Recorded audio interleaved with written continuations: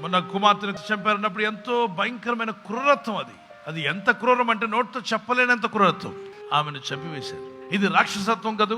ఆ కుమార్తె ఆ వయసుకు రావడానికి తల్లి ఎంత కష్టపడిందో, తండ్రి ఎంత కష్టపడ్డాడో, ఆ కుమార్తె ఎంత కష్టపడిందో, ఒక డాక్టర్ అవ్వడానికి ఎన్ని గంటలు చదివింది, ఎన్ని పరీక్షలు రాసింది, మరి అమ్మ నాన్న ఎంత పెంచారు. అదేం చూడకుండా వీళ్ళ కోరికలు తీర్చుకోవడానికి ఈ దుర్మార్గులు ఆమెను చంపడమా? ఇంత క్రూరమైనటువంటిదా? మన బైబిల్లో రాయబడింది ప్రసంగి 8:11 దుష్క్రియకు తగిన శిక్ష శీఘ్రముగా కలగకపోవటం చూచి మనుషులు భయం విడిచి హృదయపూర్వకంగా దుష్క్రియలు చేయుదురు.